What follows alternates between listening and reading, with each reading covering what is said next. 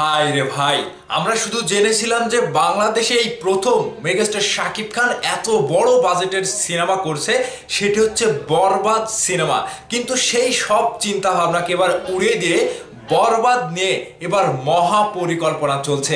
বরবাদ নিয়ে মহা পরিকল্পনা এই বাংলাদেশের বাংলা সিনেমায় প্রথম, এর আগে কখনো হয়নি।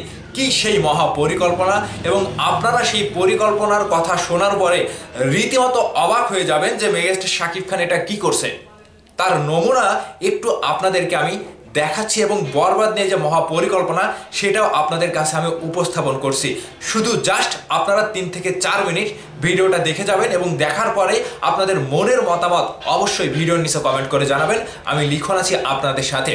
প্রথমে আমি আপনাদেরকে আমাদের বাংলাদেশের সিনেমা ছাড়া বাহির রাষ্ট্রে যে সকল সিনেমা হয় সেই সিনেমা নিয়ে সেই মহাপরিকল্পনা বাংলাদেশের এই বরবাদ সিনেমার সাথে সম্পৃক্ত একটু আপনাদের সাথে শেয়ার করি, তারপরে আমি বরবাদের কথায় আসছি, এখান থেকে আসবো।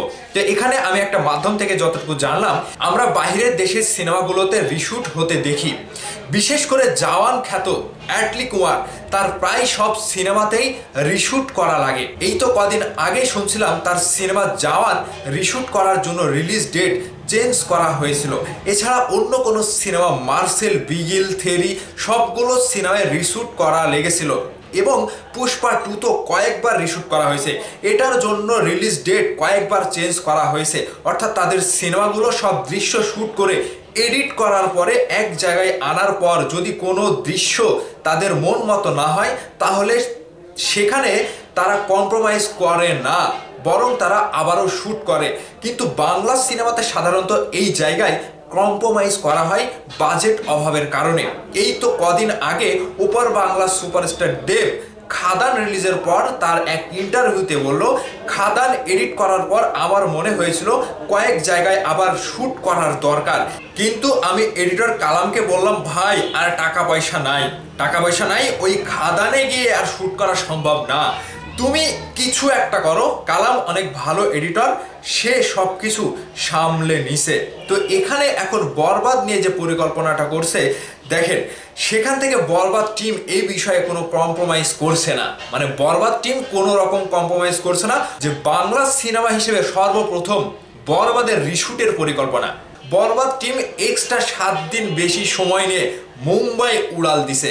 আবারও মুম্বাই উড়াল দিয়েছে এই কারণেই, তারা পুরো সিনেমা শ্যুট করে দিনের দিন এডিট করে নেবে। এরপরই সবাই একসাথে বসে দেখবে কোন দৃশ্যে কোন ধরনের কমতি আছে কি না।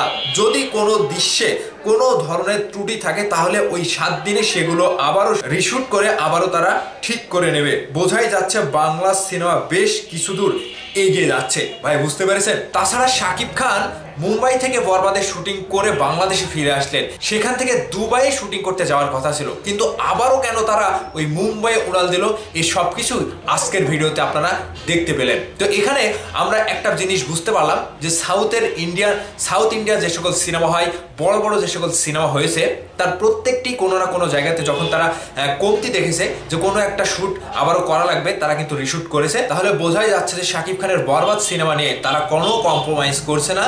তারা রিশুট করার জন্য আবারও মুম্বাইয়ে উড়ে গিয়েছে, এবং তারা এক্সট্রা 7 দিন সেখানে শ্যুট করবে, এবং কোন জায়গায় কমতি এবং কোন জায়গায় কোন ভুল রয়েছে, কোন ত্রুটি রয়েছে, সেটা বিচার করে, সেটা আলোচনা করে সবাই মিলে এক জায়গাতে বসে দিনের দিন তারা এডিট করে সেগুলো সলভ করবে। তো এই যে বাংলা সিনেমার ইতিহাসে একটু মোড়টা পাল্টে গেল না? শাকিব খানের বরবাদ সিনেমায় যা কিছু করা হচ্ছে, আবারও রিশুটের পরিকল্পনা করা হয়েছে। এটা আমাদের বাংলা সিনেমার জন্য নতুন ধারা এবং নতুন রেকর্ডও বলতে পারেন। ভাইবাদাস, বিষয়টি আপনাদের কাছে কতটুকু ভালো লেগেছে অবশ্যই ভিডিওর নিচে কমেন্ট করে জানাবেন। ধন্যবাদ সম্পূর্ণ ভিডিওটি দেখার জন্য।